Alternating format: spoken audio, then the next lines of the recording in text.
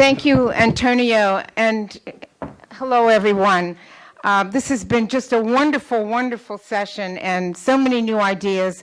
As Antonio has said, I've been involved with drug courts really since they started, but every time I go to a conference, and particularly the ones that are organized by CCAD, I get new ideas and get re-stimulated, and I thank all of you with all the fresh perspectives that you bring. So it's a great honor to be here.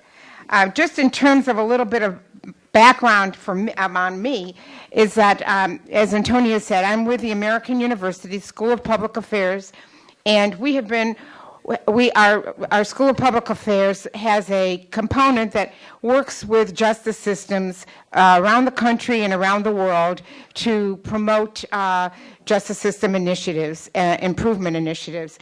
And so it's my honor to be involved with the drug courts, having gotten involved with them many years ago when we were trying to deal with all the overburdened caseloads that courts in the United States were handling. We currently, and for many years, have been providing technical assistance to the drug courts in the United States through the services sponsored by the Bureau of Justice Assistance, which is part of the Department of Justice. And we've also worked on some of the initiatives that the National Institute of Justice has instituted. I want to acknowledge Linda Truitt here from NIJ, who has been a real supporter and innovator in terms of research and particularly applications of research to practice, which is, I think, what we're really talking about today. Our session this afternoon focuses on drug courts as one of the possible alternatives to incarceration that may be considered for drug offenders, and promoting what has been called the marriage between treatment and justice systems. It's really about creating different paradigms, as someone in the last session had mentioned. There's been a great deal of attention over the past decade, in particular, to the potential of drug courts as alternatives to incarceration. Unfortunately, much of this attention, at least in the U.S., has been driven by cost considerations. It is clearly cheaper to have an individual supervised outside of a penal institution than incarcerated. It has been primarily a dollar and cents issue fueled by the recent fuel crisis our country has been involved with that has stimulated much of the interest in drug courts. That is from the outside, from the legislatures, from those that are not directly working with them. There's been really, systemically, little thought given to what drug courts entail to function effectively, that they are very different from the traditional probation or parole programs that have been in existence for many years, and most significantly, that they have that there are therapeutic programs designed to address a major public health epidemic, the disease of addiction and all of its ramifications from the initiative of the justice system. Again and again, a defendant in a U.S. court will be referred to a drug court program, often as a condition of probation, with a significant sentence of incarceration hanging over his or her head if the defendant is not successful in the program. And when I say significant sentence, I am talking about 4, 6, 8, 10, and more years of sentence that can be imposed and has been imposed for people that do not complete the programs. So the situation that is created is an either-or one. Go to drug court or go to prison. But what is really the drug court? What services must it provide? How does it differ from not just incarceration as an alternative, but differ from traditional probation? Drug courts must be thought of as alternatives not simply to incarceration, but most important, to traditional probation. And here lies the difficulties we encounter, not only across the states in the U.S., but across systems generally in all countries. Traditionally, most systems operate in silos. The Highway Administration, for example, focuses on building and maintaining roads. Is there really any thought given when road repairs are conducted that block off traffic so that, for example, the school can't open when it is scheduled because the school buses had to make a detour?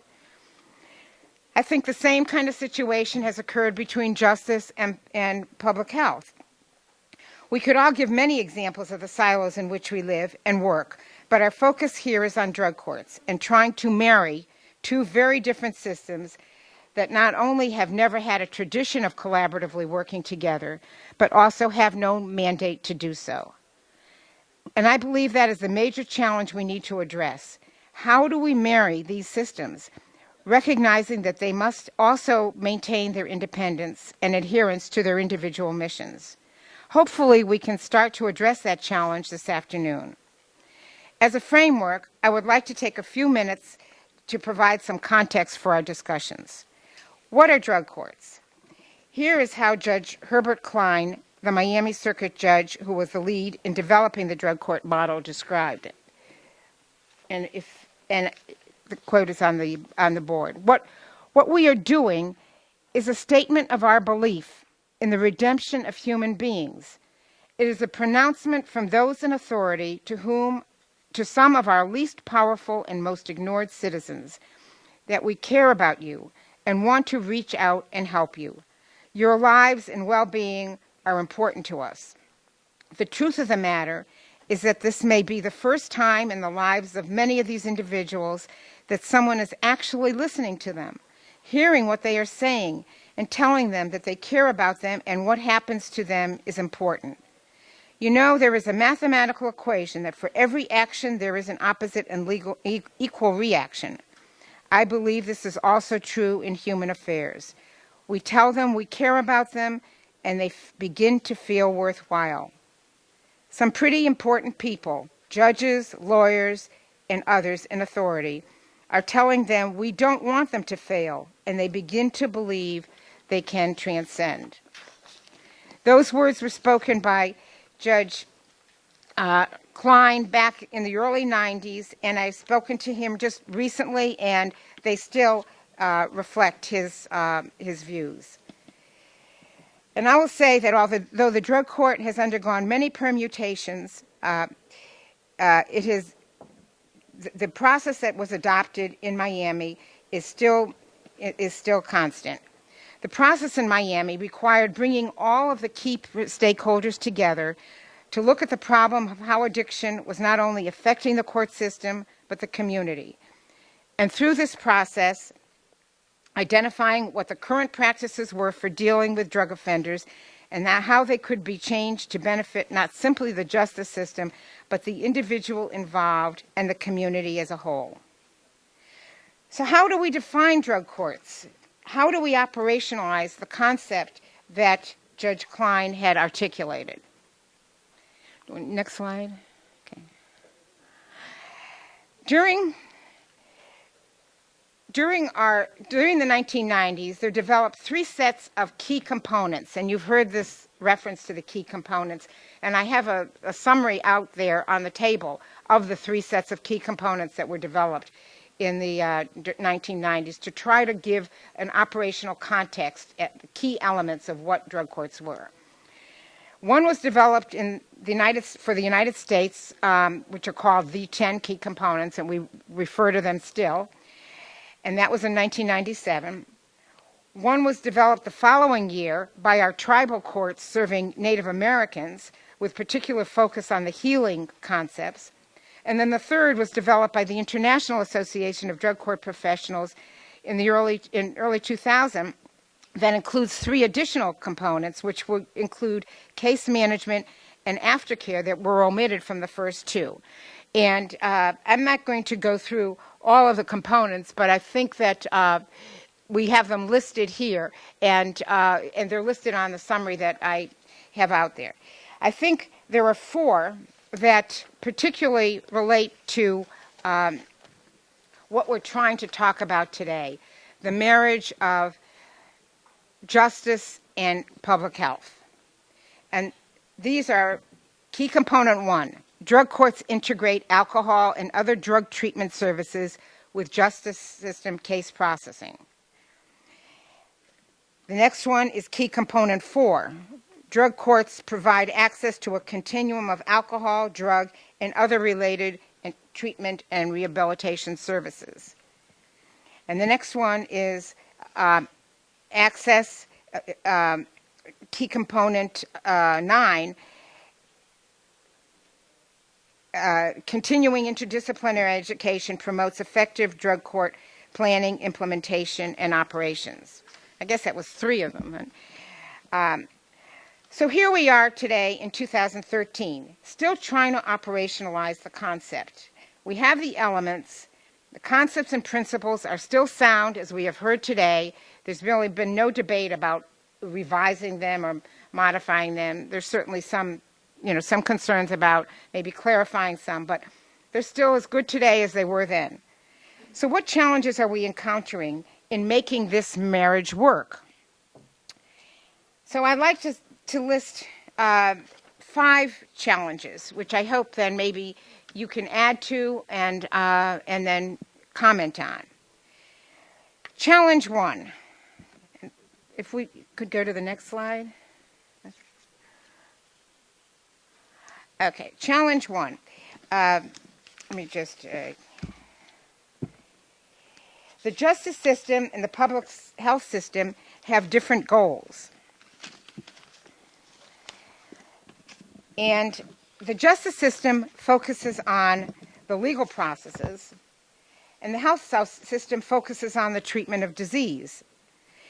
And when you look at the mission statements of most health systems and justice systems, they're so totally different.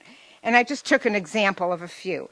The Substance Abuse and Mental Health Substance Abuse Administration, which is our federal public health substance abuse agency, has as its mission statement to reduce the impact of substance abuse and mental illness on America's communities. Then I looked at a mission statement for a typical court system, which I happened to pick New Jersey. And New Jersey's mission statement is, we are an independent branch of government, constitutionally entrusted with a fair and just resolution of disputes in order to preserve the rule of law and to protect the rights and liberties guaranteed by the Constitution and laws of the United States. Our core values are independence, integrity, fairness, and quality service.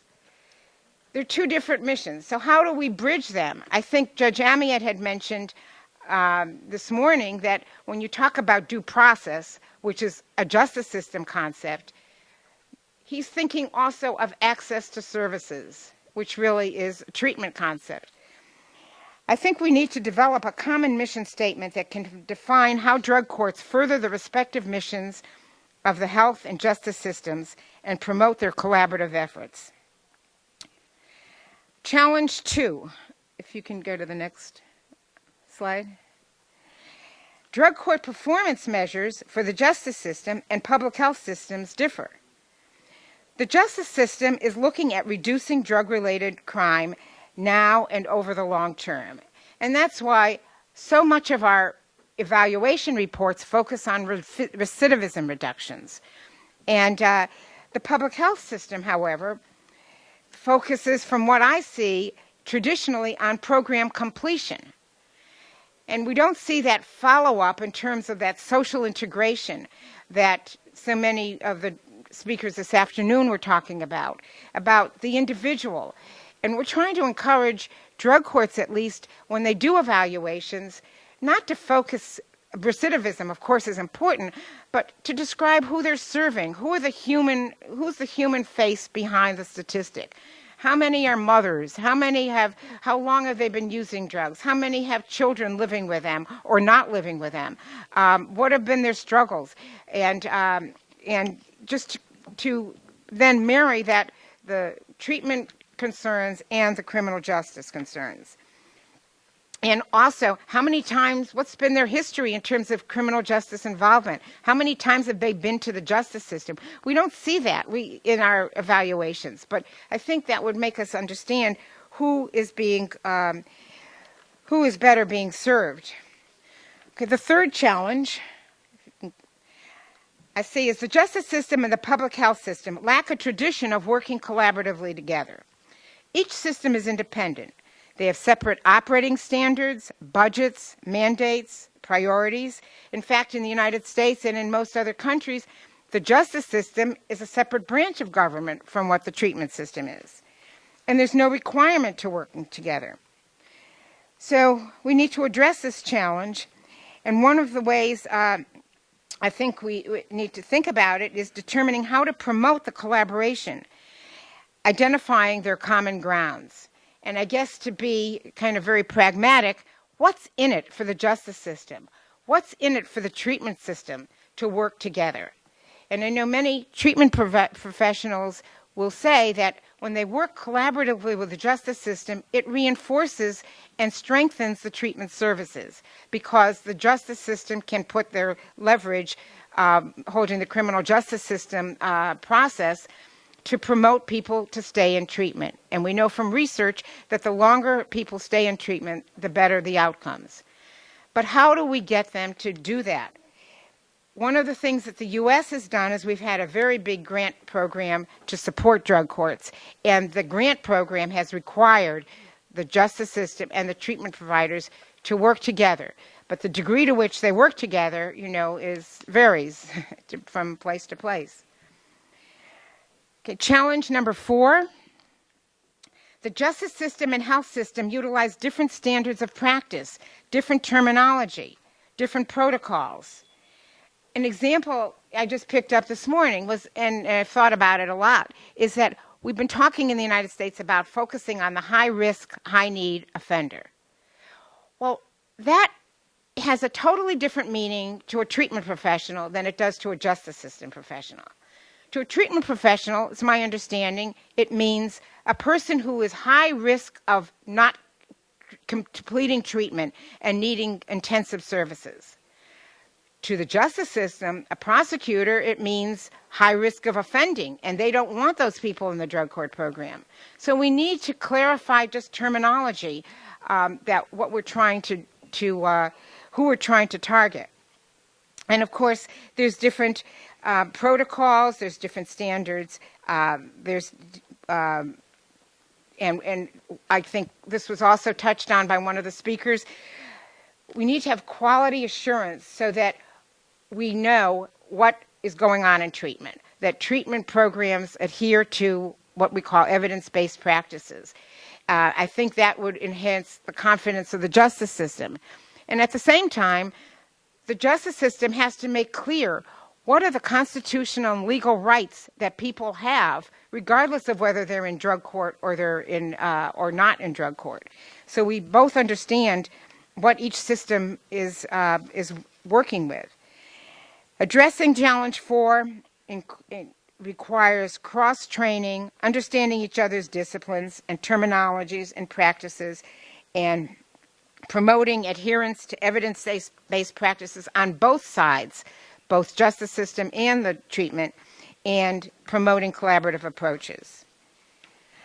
The last challenge, challenge 5, is sustaining the programs once they are instituted, addressing changes in leadership and policy.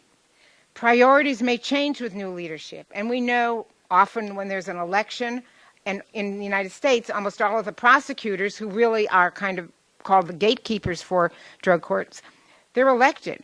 And but policy can change for many reasons. It can change also because of budget priorities. And dealing with new leaders and who bring new agendas. How do we sustain these drug courts over time? And I think we have to think about first developing adequate documentation on the program, memorandums of agreement among the agencies so that they can sustain the relationships even when there's changes in leadership. Policy manuals that are current, that describe the procedures of the program.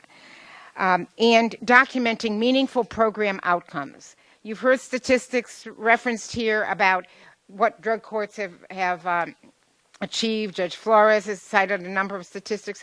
Those are good, sound ways of sustaining the program because at least it provides a foundation that would then have to be refuted. And I think one of the very important challenges that we face here in the United States and I'm sure everywhere, is the need to promote an acceptance of the role of the judge as performing a critical function in sustaining the drug court program, not simply presiding over the hearing, but keeping all the moving parts together and sustaining that program over time. We find in the United States, at least, and I think I heard that elsewhere, that that's not really a universally accepted role among judges of the judge's role in a drug court. And they vary in terms of actively supporting that function. I see that in Miami, where being the drug court judge is a highly respected position, where in other places it's like an extra job that the judge, and this is true most places, the judge is doing that in addition to their regular docket. So I think this is going to be really critically important over the next few years. So I look forward to our panel discussion and the ideas that can be generated, and I thank you all for all that you do, and to CCAT and Antonio for organizing this exciting conference. Thank you.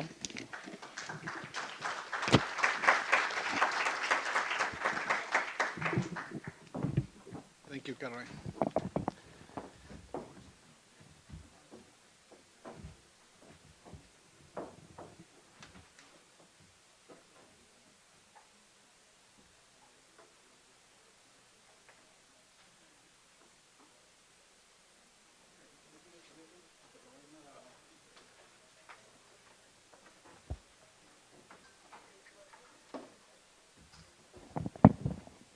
Muchísimas gracias, profesora Caroline Cooper. Vamos a pasar a la última sesión, la sesión de debate. Yo espero que contar también con su participación, con algunas preguntas motivadoras. Tenemos el lujo de compartir este panel. Yo tengo el lujo de compartir este panel con tres personas a las que realmente aprecio y admiro. Y las tres personas han trabajado durante años con la OEA, dentro, fuera, muy activamente. Muchos de ustedes los conocen porque han estado en sus países. Incluso para aquellos que no los conocen, aunque tengan su currículum bien extenso en el portafolio, la jueza Jamie Houston es fundadora y vicepresidenta del Comité de Tribunales Terapéuticos del Estado de Maryland. Está a cargo del Tribunal de Tratamiento de Drogas del Distrito de Maryland para la ciudad de Baltimore. Actualmente es la vicepresidenta del Consejo de Dirección de la NADCP, la Asociación Nacional de National Association of Drug Professionals. O sea que tenemos aquí a la segunda a cargo de una asociación tan grande, lo cual es un lujo. Vamos a estar con ellos el domingo, el lunes y martes, o sea que ya verán un poco la magnitud de las cuestiones que hacen y desarrollan. Son grandes socios de la CICAS también, la NADCP. Y la jueza, aparte de su posición como jueza y aparte de su gran curiosidad, no solo por el ser humano en general, sino curiosidad por las lenguas, la hace llegar a sitios realmente interesantes y se desenvuelve perfectamente moviéndose en todo tipo de elementos. Es muy loable que un juez norteamericano haga el esfuerzo que hace usted por manejarse y por interactuar en otro idioma en términos legales y también humanos. Yo se lo agradezco y es un placer tenerla aquí. El doctor Luis Alfonso, ¿qué no puedo decir de este hombre que compartió además oficina con nosotros porque se lo llevó la PAJO, se lo llevó desde la OEA, lo secuestró y se lo llevó y no lo han devuelto. Él era el especialista con el que hemos trabajado durante muchos años dentro de la CICAD, es médico psiquiatra de Venezuela, trabajó como especialista en tratamiento dentro de la CICAD y, bueno, actualmente es el asesor regional de abuso de sustancias del Departamento de Enfermedades No Transmisibles y Salud Mental de la Organización Panamericana de la Salud. Doctor Luis Alfonso también lleva un largo recorrido desde la CICAD inicialmente, también desde la PAJO, y ahora doblemente, porque realmente el papel que tiene en PAJO sirve para unir, y en este debate que vamos a tener ahora es fundamental, esos dos mundos. Realmente el sentar al Ministerio de Salud a la misma vez que uno sienta al Ministerio de Justicia es una cosa complicada, ustedes lo viven diariamente y realmente desde el punto de vista de organismos internacionales, nosotros de la CICAD, a través de las Comisiones Nacionales de Drogas... ya. Ups. Hay muchas presentaciones ahí. Bueno, realmente es una figura clave porque realmente a través de los organismos internacionales tener otro organismo internacional a la par y realmente ha sido útil en muchos casos en varios países, sin mencionar nombres, en los que hemos tenido que intervenir de alguna manera en diálogo con el Ministerio de Justicia y Salud y la PAJO ha servido realmente de gran alianza. Sin más, empezamos la sesión de debate. Yo me parece que no tengo todavía el micrófono inalámbrico moderno. Me llevo este.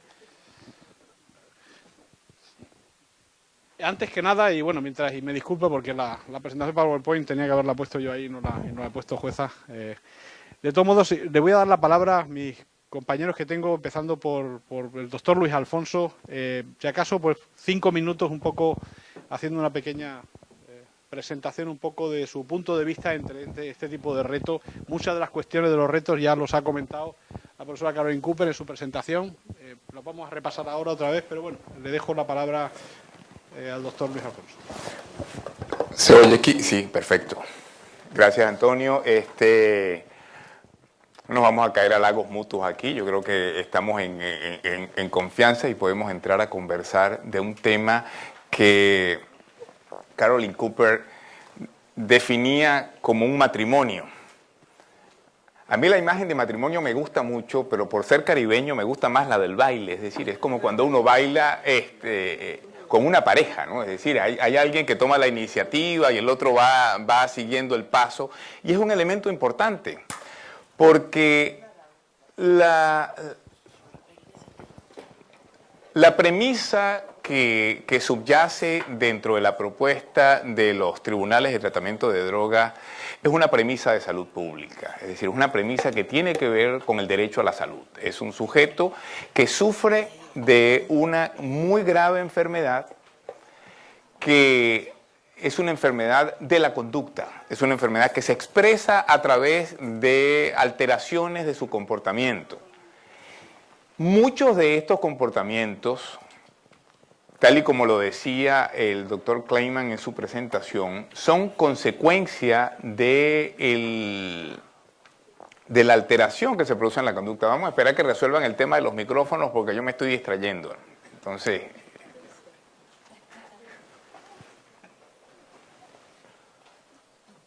¿me descuentas el tiempo? Sí, sí. Nunca hemos tenido tanta gente en la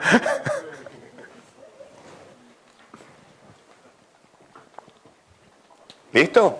Ok. Decía entonces que la premisa es, y voy a utilizar la expresión de mi maestro en la formación de psiquiatría cuando definía lo que era un paciente para la medicina. El doctor Fernando Ríquez en Venezuela decía que el paciente es alguien que sufre y pide ayuda. De alguna manera, muchas de las personas que llegan a las cortes por haber cometido un delito y que tienen asociado un trastorno por consumo de sustancias son personas que sufren y piden ayuda. Y es la obligación y es el derecho de esta persona a recibir esa ayuda como ser humano fundamental. Entonces lo que estamos hablando fundamentalmente es el derecho a la salud. El derecho a la salud puesto en manos de la justicia, y ahí vemos quién da el primer paso del baile, es decir, vemos cómo, si bien es un tema que tiene que ver con la salud, también es un tema del ordenamiento jurídico, es decir, existe una norma que es transgredida y entonces corresponde al juez en ese momento definir si esa transgresión es sujeta a un castigo o no. Y ahí es donde está la decisión y ahí es donde está la validez de este tema. La utilización de los métodos es fundamental porque entonces ya pasamos a otra perspectiva, no solamente en cuanto a la concepción del problema, sino a la concepción de la solución. ¿Qué cosa vamos nosotros a encontrar en relación con esto? Y ahí nos encontramos con una dificultad primera, porque entendemos muy bien el poder decir, bueno, una persona que tiene un trastorno por consumo de sustancias psicoactivas, que comete un delito y que se relaciona ese delito con su sintomatología producto de la enfermedad, requiere tratamiento. Pero estamos hablando de una enfermedad crónica. Entonces, cuando la doctora Cooper hablaba de culminar el tratamiento, a mí me entraba una gran duda, porque en las enfermedades crónicas el tratamiento no se termina. Ahora, nos salimos un poco del terreno de lo semántico. Probablemente lo que identificamos como tratamiento es un conjunto de acciones que se hacen en diferentes momentos y respondiendo a diferentes necesidades. Por lo tanto, pudiéramos definir alguna intervención que llamaríamos tratamiento, entre comillas, que es lo que acompaña este proceso de justicia terapéutica, es decir, una intervención que tiene una finalidad descrita, puede ser la estabilización del cuadro clínico, el que el sujeto salga de la situación de crisis, pero que el tratamiento no termina allí. Y por eso es muy importante la relación que existe entre el sistema de administración de justicia y el sistema de salud. Por cuanto el sistema de salud debe acompañar permanentemente a este sujeto con diferentes intensidades de intervención. Y eso debe estar muy acordado, como los pasos del baile. Es decir, no es que alguien se va a acelerar y deja de bailar en un momento dado y el otro sigue bailando solo, porque allí entonces perdemos el sentido. Es decir, hay una enfermedad crónica que requiere seguimiento con diferentes niveles de intervención, con diferentes dispositivos, pero que en un momento dado la intervención que se hace tiene por objeto sacar al sujeto de una situación de crisis y colocarlo en una condición en la cual él pueda beneficiarse o integrarse plenamente a la sociedad, lo cual incluye también el hacerse responsable del manejo de su propia condición de vulnerabilidad ante los hechos que le plantea la vida. Y ahí es donde yo entiendo que este dispositivo de atención, que no es una panacea porque probablemente no le sirve a todas las personas ni es aplicable en todos los casos, pero debe estar disponible. Es decir, es una herramienta de la cual se dispone y que es una herramienta que se maneja a dos manos, que como el tango se baila de a dos, es decir, y que deben ir acompasados y que deben ir acompañados y que deben ir armonizadas las aproximaciones. Hablaban de códigos diferentes, de identificación diferente. Entonces, eso que yo ponía como ejemplo en relación con la definición de lo que es el tratamiento es un elemento importante, porque al sujeto se le entrega un certificado de haber completado una graduación, pero es una cosa simbólica, es decir, el acompañamiento del sector salud, como muchas veces el acompañamiento del sistema de justicia, no termina allí, sino que requiere una continuidad. Entonces, otro elemento importante, y ya que tiene que ver con la administración de los servicios de salud, es que no solamente el carácter justo que pueda tener este dispositivo hace que sea posible y que sea factible en todos los países. Encontramos en nuestros países unos sistemas de salud que están severamente comprometidos por demandas de diversa índole, donde en primera instancia resulta muy difícil dar respuesta a los problemas que ya se supone que vienen atendiendo y que se encuentran estresados ante esta nueva carga que le pudieran estar adjudicando. Por lo tanto, es importante ver de qué manera se reordenan los servicios y de qué manera un país puede comenzar a dar respuesta de manera gradual a las necesidades que plantea esto en términos de recursos humanos, de administración de recursos, porque no solamente las horas que dedica un juez, sino un sistema de salud que debe dar respuesta a esto. Por lo tanto, si bien es una decisión que en la mayor parte de los países va a tomar el sistema judicial, porque es quien toma la decisión, nosotros vamos a desarrollar las cortes de drogas en este país, como lo están haciendo muchos de los países, esta decisión debe ir respaldada. Y ya en el momento en que se toma la decisión, debe eso tenerse muy claro, con el compromiso del sector salud en cuanto a la capacidad de respuesta. Y no es que le pasamos la pelota al sector salud, sino que tenemos que apoyar también al sector salud para que pueda responder efectivamente a esta necesidad. Gracias, doctor. Si quiere 5 minutos, sus primeros comentarios antes de pasar a la rueda de preguntas. O ahí, o como queda cómoda, sí.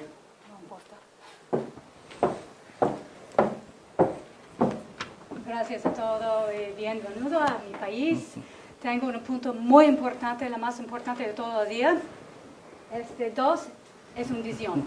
En realidad es un 3. Ok. Tengo que presentar esta charla en inglés porque, como se dice en México, no sé ni papas en español.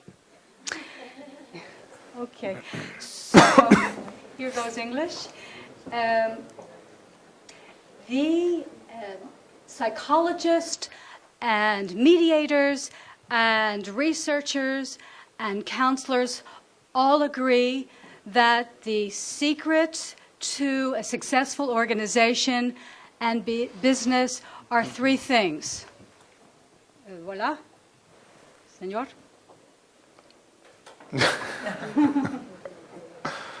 Communication. Back. Communication, communication, and communication. My mother says an expression in English which is like a marriage, keep it flowing or it's gonna go, which in other words means talk and talk and talk some more. So if you can give me the next slide. Communication is everything, like in a marriage. But if you don't communicate, Senor, you get that. Businesses and organizations are absolutely no different. In a drug court, we are collaborative, we are creative. It is not traditional. And we are trying to change people's lives for the best. We are trying to restore them to health and wellness.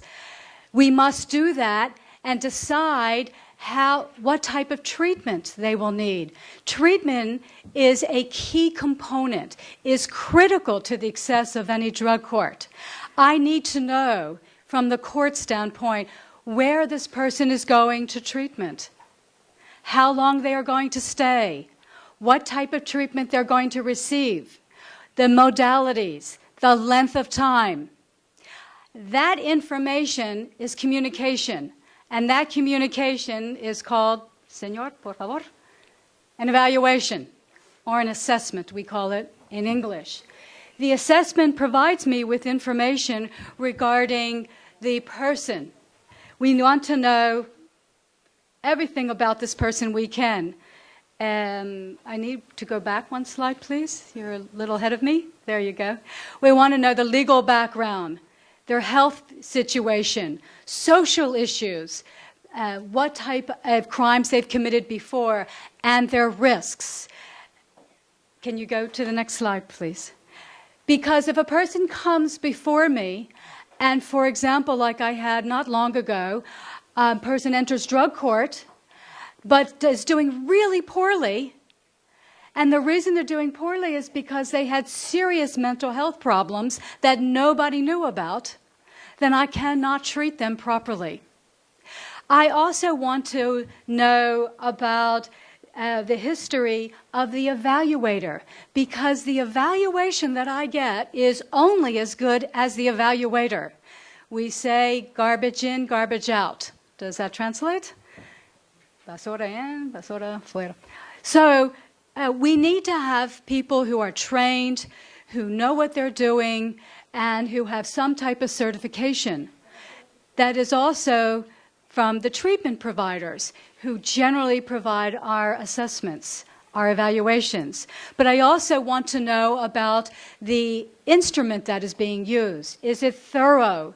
Is it complete? Is it providing me the history of the person's mental health problems? Do they have trauma in their background? A woman who came before my drug court was extraordinarily difficult to help. She wouldn't listen to anything. She was constantly doing it her way, running away from treatment, not following the rules. And we found out that she had been sexually abused by her father when she was very young. If we don't treat that first and deal with that issue, the treatment becomes very difficult, if not impossible. Próxima. Thank you. And I also desperately need to know what the risk factors of the participantes that come into the court. I want to know all of these things that are listed here, which in the 5 minutes I can't review with too much detail.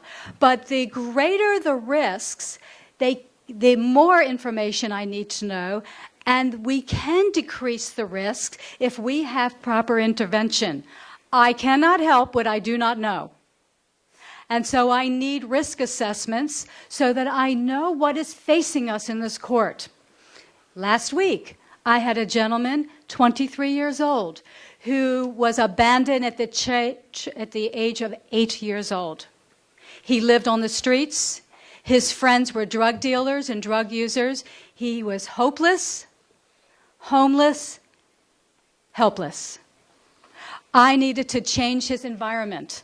I needed to make sure he had proper housing. I needed to get him better friends. We needed to do all of that to have a meaningful treatment and drug court experience. This is the type of evaluation that I need. Próximo. And so what I want to know is what treatment I should send them to. Well, I've been doing drug court for 20 years. I'm about as expert a judge you can be, but I'm not an expert. I rely on my experts, my treatment providers, to tell me what the person needs. I will have a discussion with them. We will interchange ideas, but ultimately, these options, these modalities, are up to the provider based upon communication of the needs. They come to court at a conference every 2 weeks. Do you notice who that is? Great judge. Yeah. And the purpose of these conferences is so that I can monitor what is happening with the participant, so I can see the effects that we are having on them. And you can proceed next, please. I want to measure the success of the participants' participation in the program. I want to know from the provider, are they showing up on time to treatment? Are they participating? What is the quantity of their participation? What is the quality of their participation?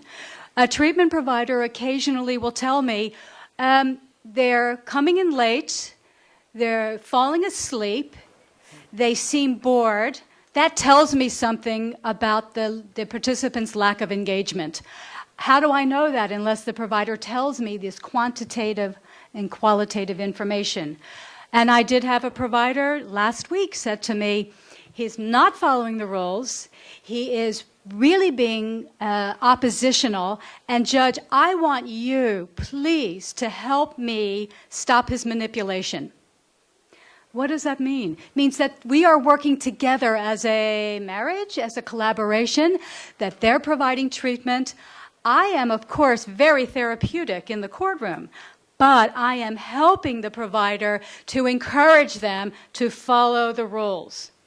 Otherwise, there are consequences. Próxima. But I am also supervising, providing oversight to the treatment provider as well. Okay, thank you. Más rápido. So, treatment provider, I'm looking at all of these things for the provider because I want to make sure that they too are providing the best services to us. I would go into much more detail for another hour, but Antonio tells me the sun is setting. So, thank you. And that's the last. Thank you. That's not mine.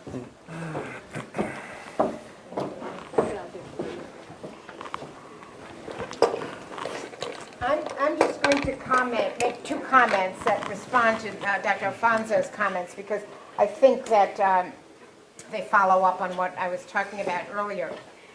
One is, when I talked about measurement, about completion, I think this aftercare, recovery support, the fact that drug addiction is a chronic disease, we all have to be looking at measures that and procedures that will support that concept and support the treatment that's needed. So I think this is an area where it's very complicated, particularly in the United States.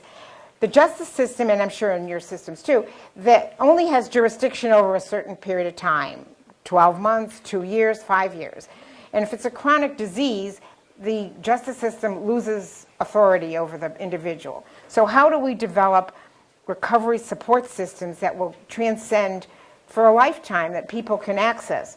And again, in the United States, we've had great difficulty in accessing substance abuse and mental health treatment on an ongoing basis when it's not justice system oriented or it's not medically necessary. Hopefully the Affordable Care Act, Obama's new, whatever they call Obamacare, we don't really know what's involved, but hopefully that will provide that aftercare. But I think we need to both be thinking about, on the justice system and on the treatment side, of how to deal with addiction as a chronic disease that goes on, that after the acute treatment in drug court needs support services for an indefinite period and for different people. The other issue that I wanted to bring up, which I think is very important for this marriage, and I referred to it briefly, but at least on the justice system side, I don't think a lot of the prosecutors, defense, and that's my background as a defense counsel, and judges really understand addiction, and that it's a brain disease and not just something that, yes, it's a problem, but somebody can control it. Because we have many programs where they terminate a person after the third or fourth positive urine, which, of course, if you were dealing with a chronic disease, you wouldn't take that approach. But I also think that justice system folk, and maybe treatment also, don't really understand what goes on in treatment. And I think it's something that needs to be very clearly presented. And I really encourage the treatment providers to come and explain what happens in treatment. We're trying to encourage every drug court judge to visit the treatment provider.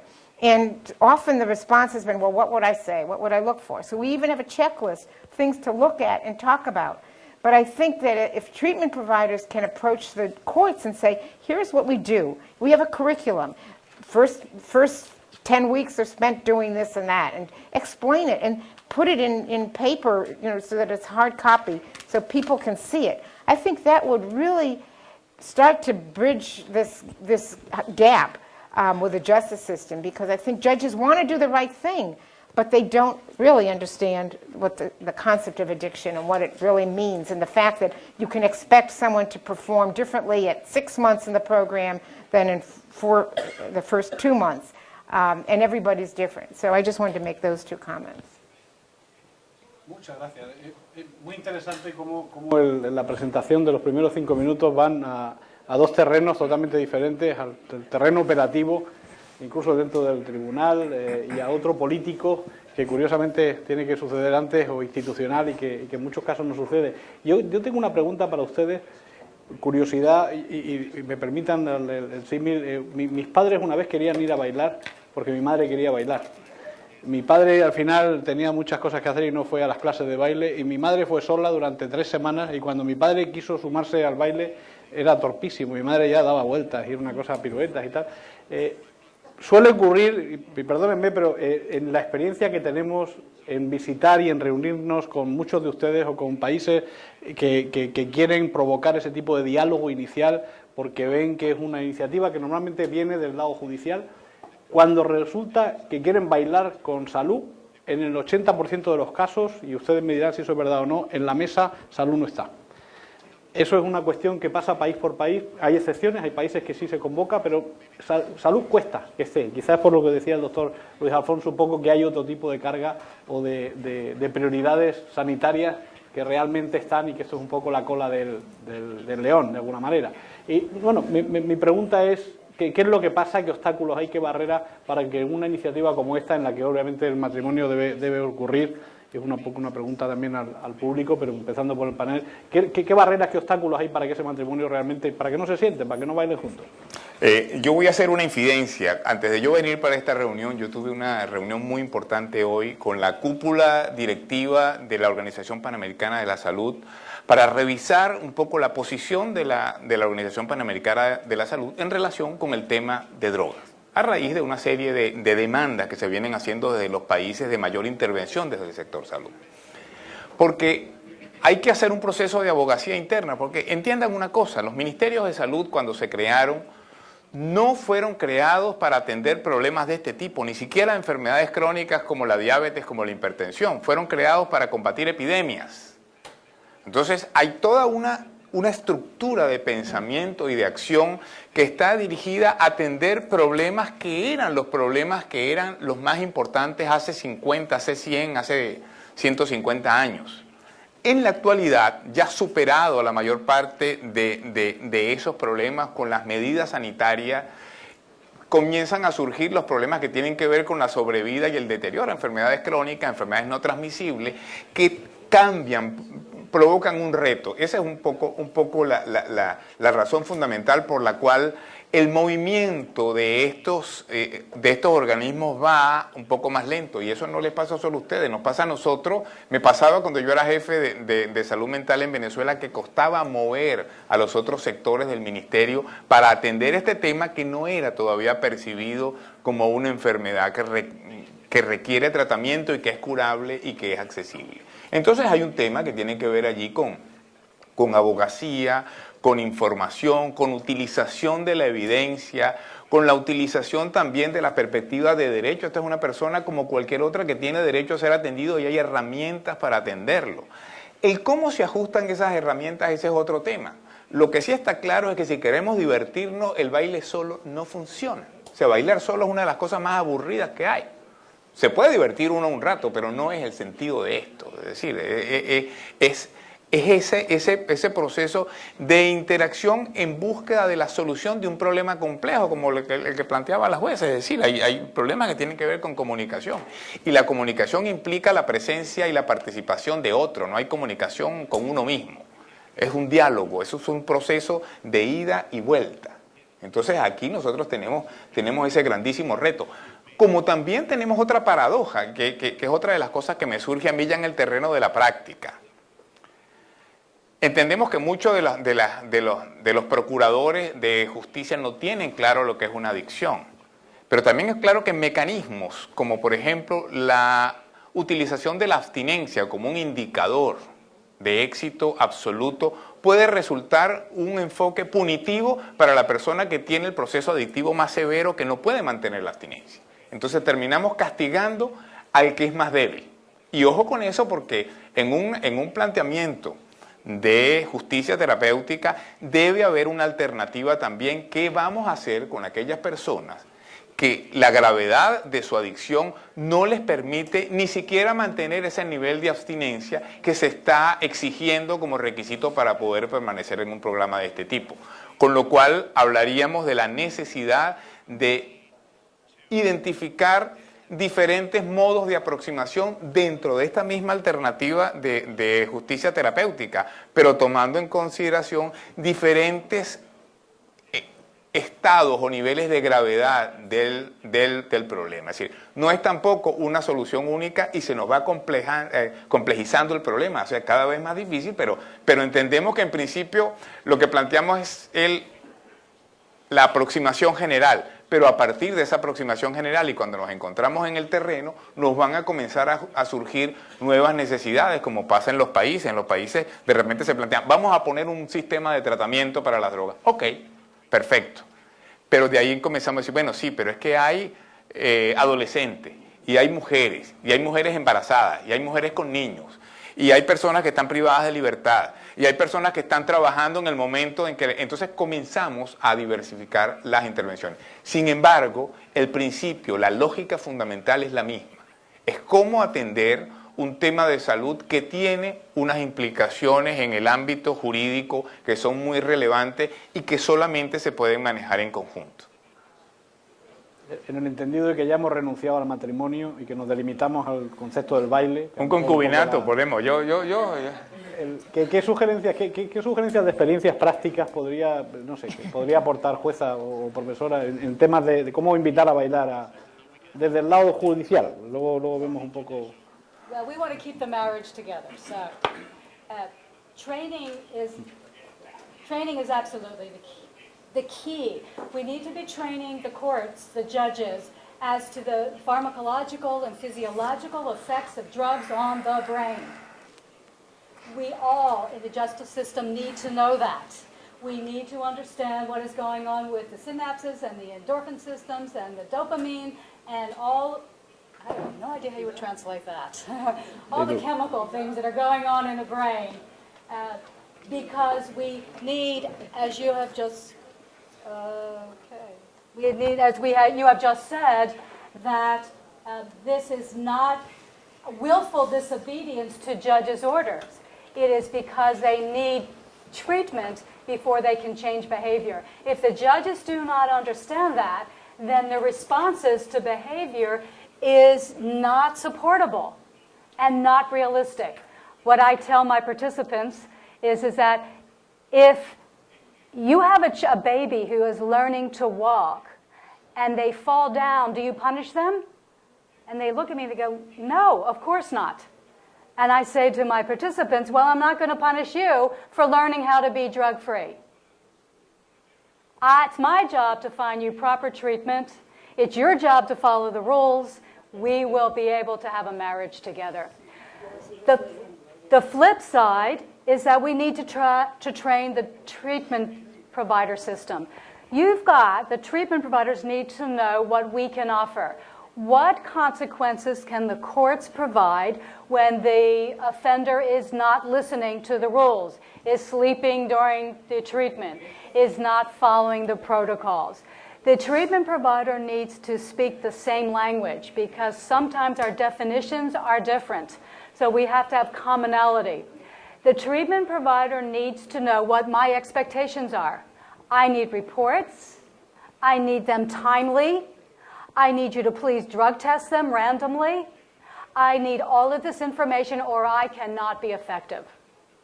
So my experience is that if we do cross trainings, it is extremely powerful.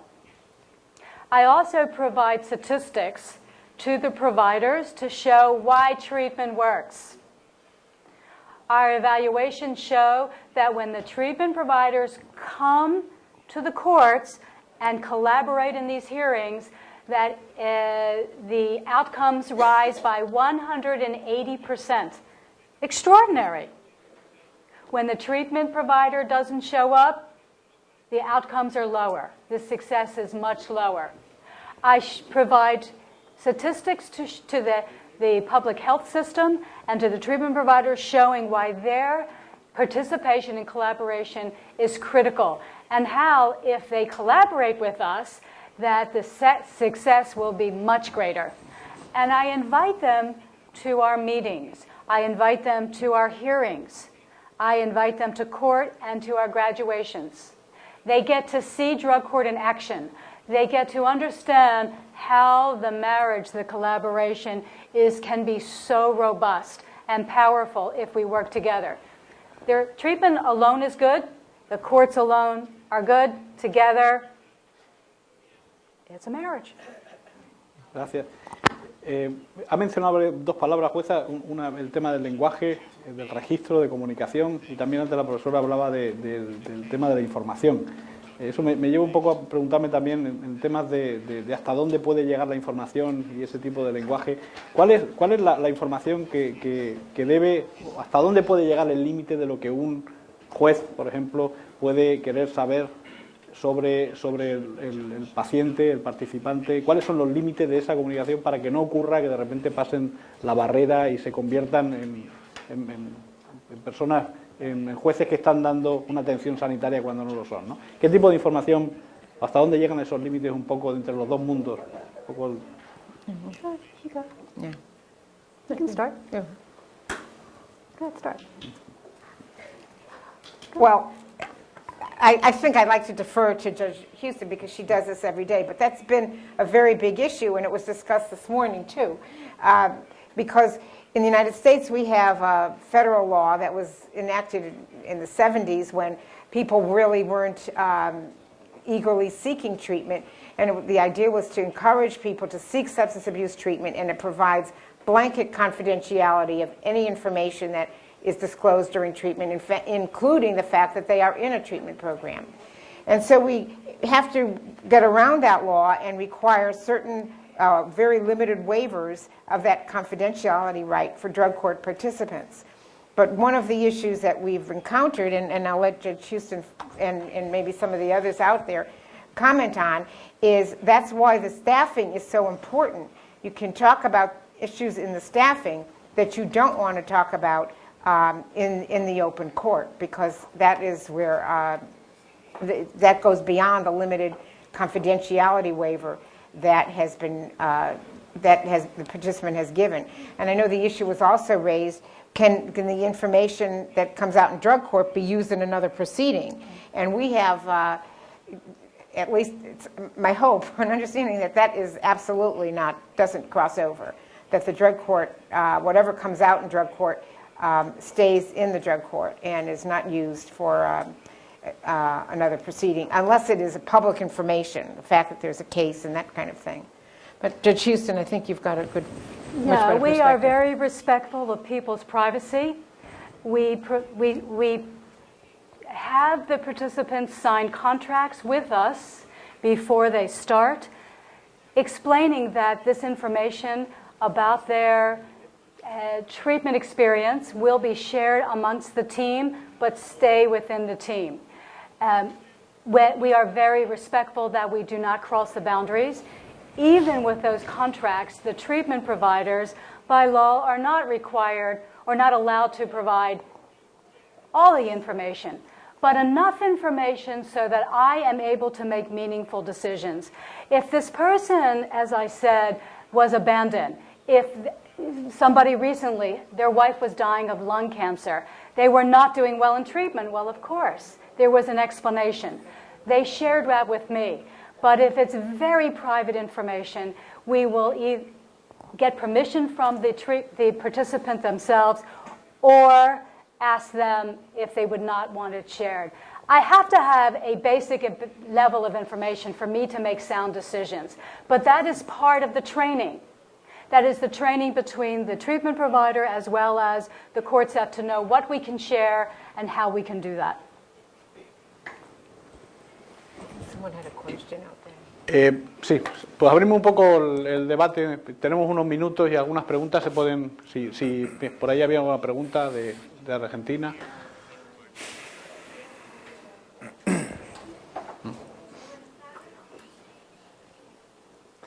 Les rogaría que fuesen breves en las preguntas, concisos, para así que dé más tiempo a que más personas participen y luego que sepan que tenemos un coste justo a la salida. O sea, que buena noticia.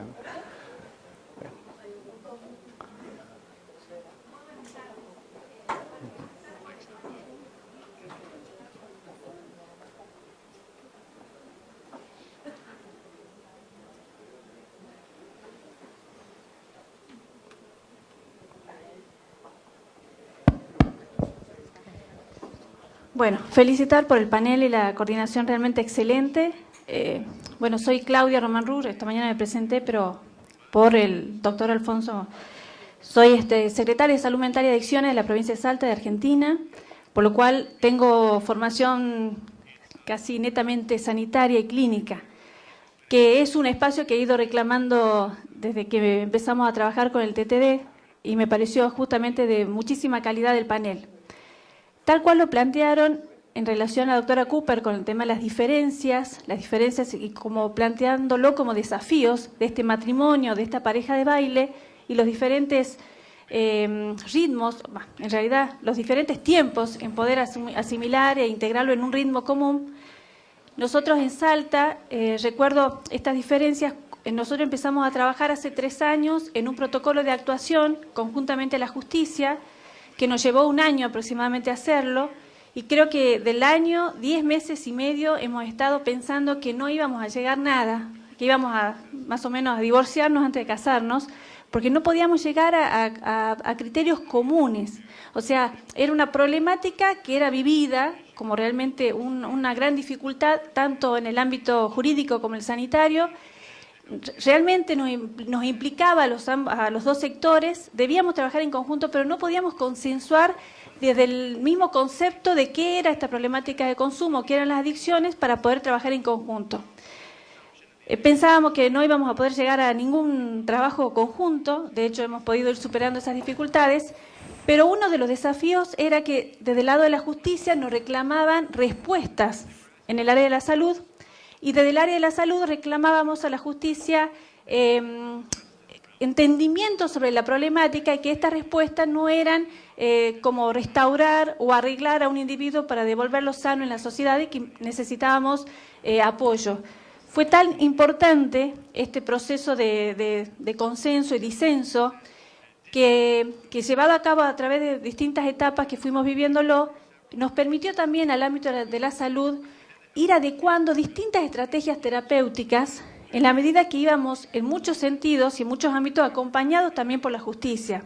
Actualmente este protocolo ya sigue en vigencia, ya tiene más de 2 o 3 años y nos permitió ir ampliando el abanico de estrategias terapéuticas para ir trabajando en conjunto. De hecho, que fue solamente el comienzo, hay muchas todavía dificultades que todavía nos implica trabajar en forma conjunta, pero más allá de tantas diferencias que son reales, es como la misma relación amorosa. Cuando recién 2 personas se conocen y este enamoramiento hace que estas diferencias son atractivas y el enamoramiento llega porque el otro me complementa. Sin embargo, llegado después de un tiempo de desgaste, estas diferencias, como motivo de divorcio, a veces somos muy diferentes y no podemos estar juntos, ¿no? Bueno, este matrimonio muchas veces empieza con el divorcio y tiene que tender a este enamoramiento que nos permita ver que más allá de las diferencias y las distintas formas de trabajo y de criterios en relación a esto, por ejemplo, hasta el tema del criterio de peligrosidad para sí o para tercero, que es jurídico y que a nosotros de salud nos cuesta tanto a veces poder operativizarlo, sean motivos de encuentro que nos permita en mesas de trabajo, que fue al menos nuestra modalidad para llevar a cabo y para afrontar un objetivo común pese a estas diferencias, pero una realidad que nos atañe a ambos sectores, y a permitir que estas respuestas sean también integrales e integradas a la comunidad y no diferentes. Pero a partir de eso hay muchos, de los mismos conceptos de salud, hay muchas estrategias, tanto lo que es Caracas del 90 apuntando a que salud para todos y la necesidad de un trabajo comunitario y lo que es atención primaria a la salud, donde desde la salud el gran desafío de estar donde las personas están y no hacer que las personas deban ir en búsqueda o de asistencia o de la necesidad que tengan a donde salud tiene establecido algunas estructuras. Creo que los desafíos, en realidad, más allá de las diferencias, hay muchas pautas comunes que nos permiten trabajar en conjunto. Pero para trabajar, una pregunta también para el doctor Alfonso, como referente también de la OPS, una gran deficiencia, de hecho, tiene que ver con los indicadores de calidad y poder preguntar qué es lo que se viene trabajando desde la OPS, de la OMS, para generar o mejorar los indicadores de calidad en relación a las respuestas o a las estrategias sanitarias que podemos brindar desde el ámbito sanitario a esta problemática de drogodependencia. Gracias. Es muy precisa la pregunta. La OPS tiene una estrategia y un plan de acción que recién cumple 1 año y medio de haber sido aprobado.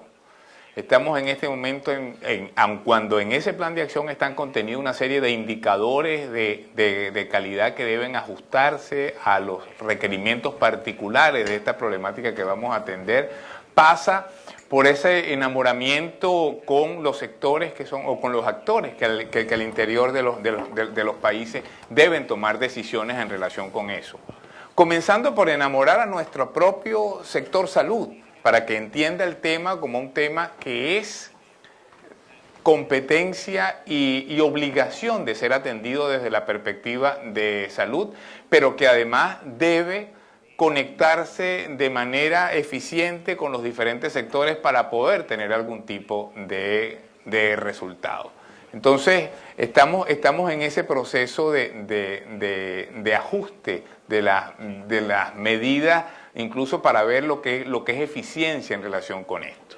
Porque tal y como ocurre en algunas intervenciones de corte de drogas que no son integrales, el plantearse una sola alternativa como resultado positivo resulta funesto, es decir, ante un problema tan complejo como este. La abstinencia total y permanente es una meta ideal y casi inalcanzable en la mayor parte de los casos. Entonces, es bueno colocarse con respecto al problema y entender que los problemas son lo que son y no lo que nosotros queremos que sea. Por lo tanto, el no incorporar elementos de calidad que surgen de indicadores distintos al indicador de consumo, que puede ser un indicador importante y central, pero el funcionamiento familiar, el funcionamiento laboral, la participación comunitaria de estos sujetos, su conducta con respecto a las actividades delictivas, todos son elementos que hoy en día sustentan la validez de la eficacia de las intervenciones terapéuticas.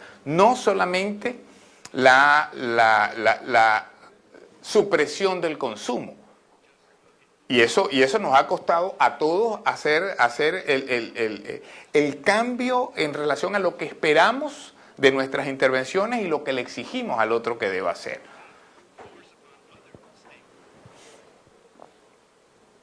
¿Alguna pregunta por aquí? Sí, por favor.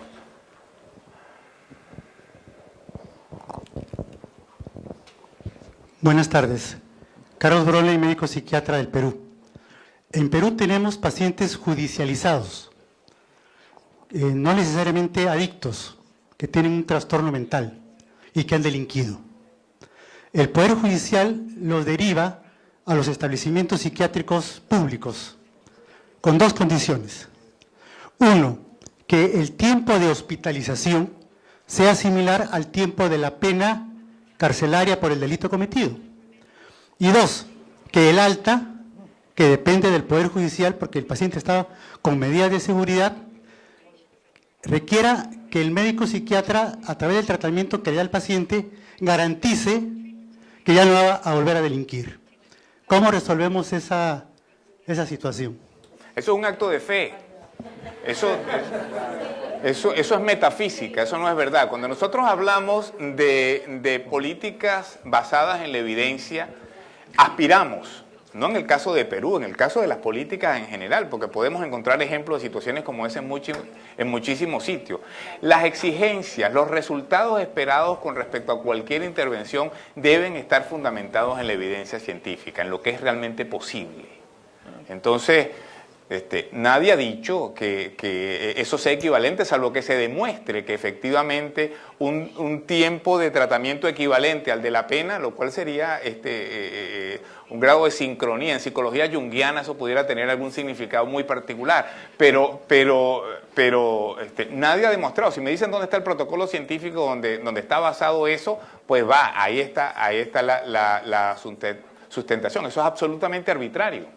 Y lo otro es que las expectativas en relación de garantía, si en alguna cosa no se pueden dar muchas garantías son en los actos médicos. Es decir, me voy a morir o no me voy a morir, y nosotros inventamos la probabilidad y decimos, hay una probabilidad de un 99%, pero usted cayó en el 1%, por lo tanto no fue exitoso para cuidarse un poco de las demandas, pero ahí vamos, porque ante lo incierto, de que el principio de incertidumbre es básico. Lo otro es sencillamente fe. Hay dos preguntas por aquí, magistrado, y luego del doctor Roque Segovia. Una precisión únicamente con relación al detalle. Lo que se marca en la legislación peruana es que el límite máximo de la posibilidad de duración del tratamiento queda en función a un equivalente a lo que hubiese significado como pena si la persona hubiese sido responsable y con capacidad penal absoluta, plena, ¿no? O sea, no es que lo que se quiere es evitar el límite infinito de la duración de un tratamiento. Pero sigue siendo arbitrario, probablemente sí, como una medida inicial para resolver un problema técnico, vale. Se ha escuchado mucho en la línea del panel el término de lo crónico. Entendemos en ese concepto la situación. Por ende, lo que se plantea es que para poder decidir una excarcelación, lo que se exige es que haya un pronóstico favorable de control, o sea que el tratamiento ha podido estabilizar a la persona en lo posible únicamente. Doctor Roque Segovia, de Nuevo León. Sí.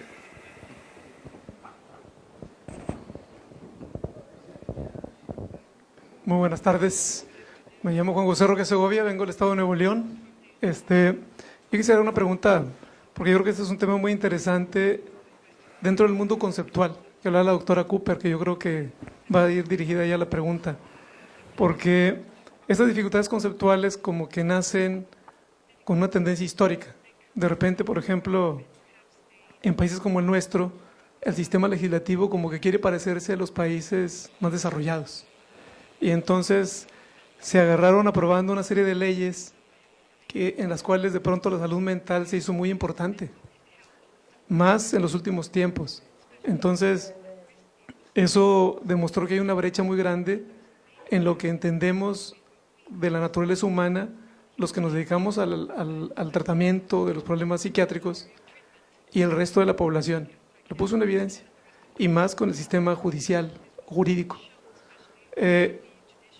Y ya han aparecido una serie de leyes como estas, las de atención a la gente que usa drogas, como las que son a la atención a las víctimas de violencia, a los enfermos mentales que están en las cárceles, cosas por el estilo, con eventos como el que señor ahorita, nuestro colega de Perú. Y por ejemplo, tenemos ideas muy diferentes respecto a cómo tratarlas, y ahí es donde viene el aspecto conceptual. Por ejemplo, nosotros recibimos cosas raras como un mandato que nos manda un juez de otro estado que está a 1500 kilómetros de distancia, donde nos señala que en base a tal ley nueva que apareció, ellos descubrieron allá una persona que es de nuestro estado, que es adicto a las drogas. Está a 1500 en una cárcel por allá, y requieren que nosotros les mandemos como salud un terapeuta para que vaya a darle tratamiento hasta que se rehabilite, y hasta nos ponen plazo. Tienes 15 días para ir y rehabilitarlo hasta su entera composición. Y luego del otro lado, a nosotros nos parece eso curioso, ¿verdad?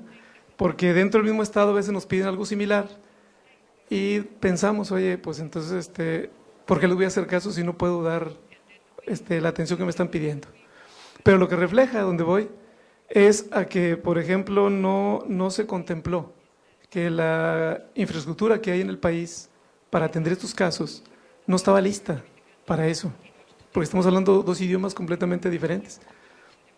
No obstante, en el Tribunal de Drogas yo veo que es un oasis, ¿verdad? Porque ahí sí se junta el juez, la gente de Defensoría Pública, Seguridad Pública del Estado, Salud, a dialogar y a ponerse de acuerdo con respecto a lo que es tratamiento y lo que es el proceso jurídico, ¿verdad? Yo pienso que ahí va a ser un parteaguas muy importante. Pero en el resto del sistema, como que no hay todavía una cercanía. La salud mental en nuestro país, al menos, tenía muchos años de rezago, de infraestructura. Y, por ejemplo, si nos mandaran una persona de una cárcel que está purgando una condena por enfermedad mental, si lo mandaran a un hospital psiquiátrico de nosotros no tenemos manera de atenderlo. No hay medidas de seguridad, no hay el personal listo para ello, aunque nos mandaran policías. Nuestros hospitales son de puertas abiertas, tal y como se contempla en la Carta Internacional de los Derechos Humanos de los Enfermos Mentales, así debe de ser, ¿verdad? Entonces, de pronto, si te ordenan que internes a una persona porque está purgando una condena, para mí esa es una violación de sus derechos humanos. Sin embargo, desde el punto de vista judicial, hay muchas razones para tomar esas decisiones. Entonces, yo creo que yo quería preguntarle a ustedes si tienen alguna idea de cómo se podría salvar ese escollo, como para acercarnos los que estamos dentro de este terreno tan complicado como es comprender la naturaleza humana desde el perfecto, y los que se encargan de impartir justicia, que vean la otra parte de la naturaleza humana, la más consciente. No sé si pudiera darnos algún comentario de eso. Well, I think you've pointed out something that we deal with all the time. But I think in one sense, it shows the great success that the drug court movement has had, because it has opened up that, the case files, for example, if you want, that, in other words, the people that are underneath the cases. We just were so traditionally processing the cases, no one ever looked at who they were, what their issues were. And it was only the drug courts that started to say, there's underlying problems. These cases will keep coming back. And so judges that now, and I think the judges you're talking about, they don't really know, and this is why I'm saying you have got to go out and explain to them what addiction is, what mental health is, just what Judge Houston was saying about the underlying issues that they need to be aware of. Because all over the world, I see this great concern about the overpopulation of people with mental health needs in the prison systems, in the justice systems. So I think the drug court is a great way of having a collaborative approach, difficult as the collaboration may be. But when you don't have that collaborative approach, you have two systems, and now you have judges saying, hey, you know, I sentenced this person to prison, but they have another mental health problem, so fix it. So at least now they're aware of the mental health problem, but of course they don't understand addiction, so they think you can just fix it. And that's where I think that this, if you can go out and educate, as Judge Houston was saying, this education, and I think, I mean, my background is criminal justice, and I don't feel people in the criminal justice system understand. They have the slightest idea about addiction and the mental illness and the mental health problems. Someone was talking earlier today about stigma.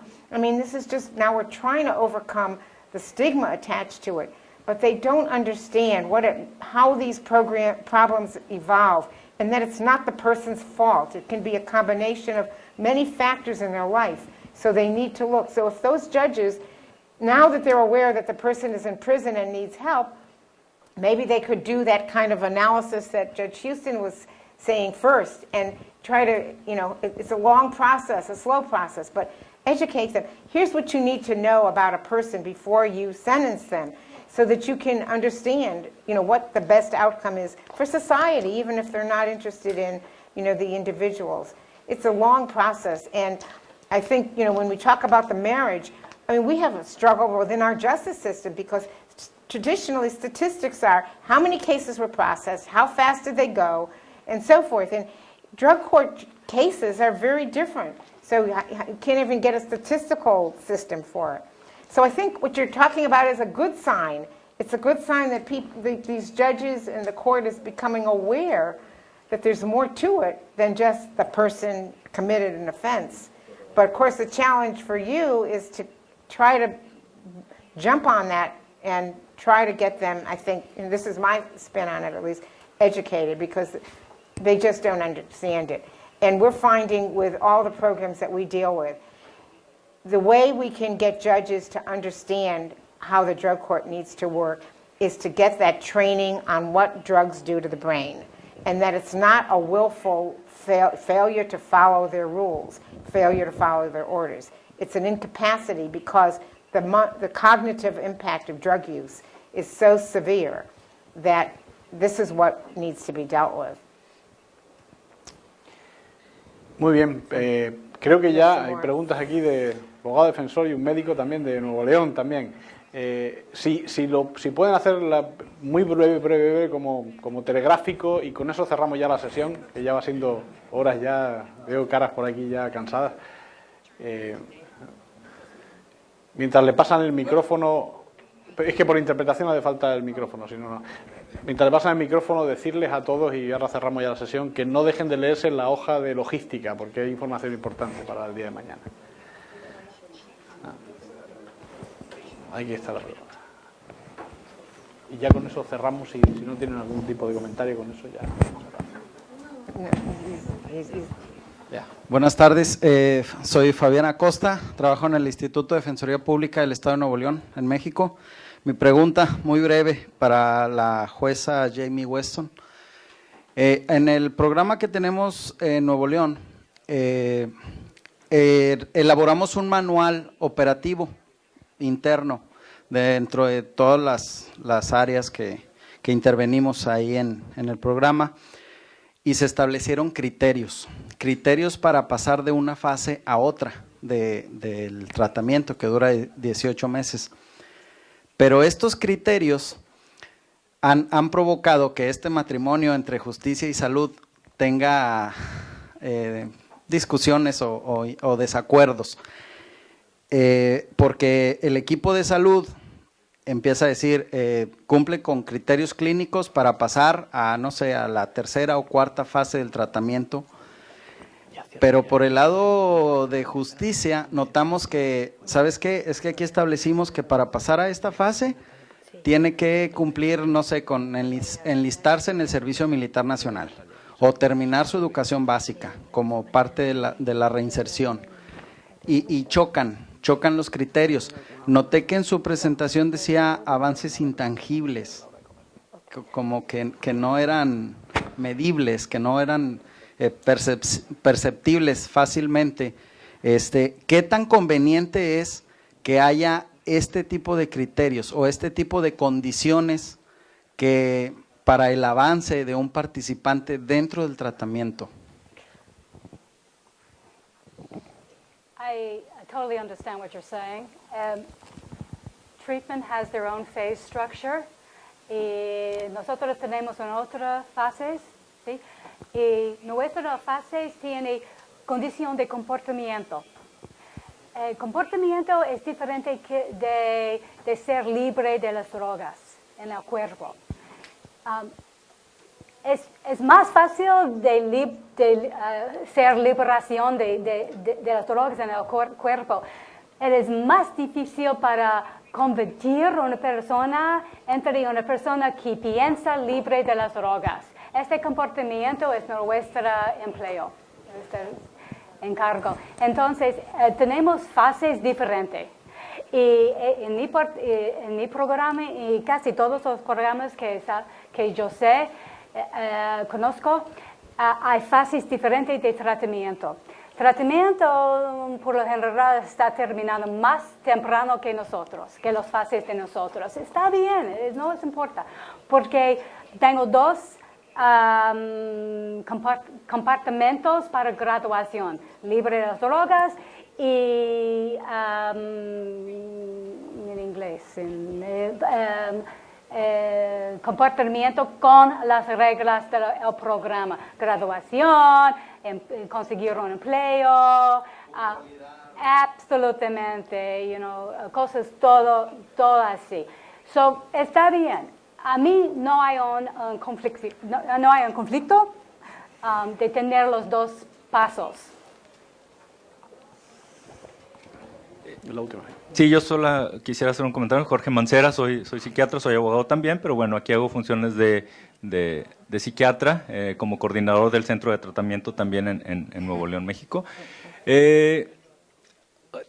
Dentro de este matrimonio, y bueno, siguiendo con el tema del matrimonio, obviamente es bien importante pues la comunicación, el ponerse de acuerdo, el amor, esta comunicación, pero luego hay un tema que no se ha tocado y a lo mejor es un tema ahí muy mundano y que seguramente no vamos a encontrar la respuesta aquí, pero que al final de cuenta influye en la comunicación y en la armonía del baile y de la danza, que es, allá en México hay una frase que dice que cuando la pobreza entra por la puerta, el amor escapa por la ventana, ¿no? Y entonces pues también tenemos que ponernos de acuerdo cómo vamos a vivir, ¿no? Y de repente resulta como que yo, Salud, me caso con una mujer que tiene 10 hijos y de repente me dice que los tengo que mantener a todos, ¿no? Y bueno, creo que esto es precisamente parte del irnos poniendo de acuerdo y de irnos conociendo y de ir buscando alternativas para solucionar un problema de una enfermedad que ha proliferado mucho y que tal vez no se le estaba poniendo la atención debida, seguramente tanto desde el punto de vista judicial como desde el punto de vista salud, ¿no? Y todas estas personas enfermas con problema de adicción, pues estaban a la deriva en muchos sectores, ¿no? Pero principalmente en la parte judicial, en los penales, en las instituciones penitenciarias o formando parte de la delincuencia y que, como se ha comentado, bueno, entraban, salían, seguían consumiendo, seguían cometiendo delitos, pero que al final de cuentas es un aspecto que tenemos que tomar en cuenta, la cuestión económica, que de repente nos dicen, aquí hay muchos adictos que no se estaban tratando, que solamente ingresaban a una institución penitenciaria, salían y volvían a hacer lo mismo, y que, bueno, también es una parte importante que causa conflictos y que causa dificultades en la comunicación, ¿no? Pero, pues bueno, cada quien tendremos que ir buscando la solución a ese problema. Gracias y felicidades también a todos. Yo creo que hay una diferencia entre el manejo conjunto de un problema que tiene vertientes en diferentes áreas a derivarse el problema. Es decir, no podemos definir el problema con un solo eje, no podemos decir es un problema legal o es un problema médico o de salud. Es decir, es un problema que tiene aspectos médicos y que tiene aspectos legales y que deben atenderse en conjunto. Porque si nos comenzamos a pasar el problema, ninguna de las visiones parciales lo logra resolver. Por el contrario, creo que lo empeora. En ese tipo de esa reflexión, si llegamos al tema de, si estuviésemos hablando al nivel de política pública sería más complicado. Cuando hablamos de proyectos pilotos, como ustedes saben, y eso no es realidad para el matrimonio que cuenta, doctor, pero en el matrimonio necesario para pilotos, por ejemplo, sí que ocurre que de los 10 hijos, quizás en las negociaciones que uno puede solamente dar de comer a 5, ¿no?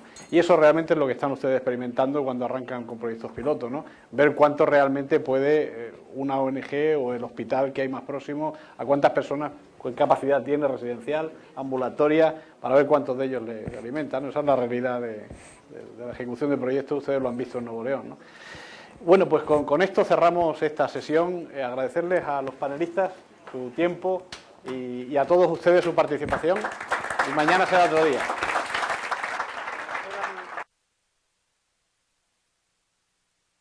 Libres son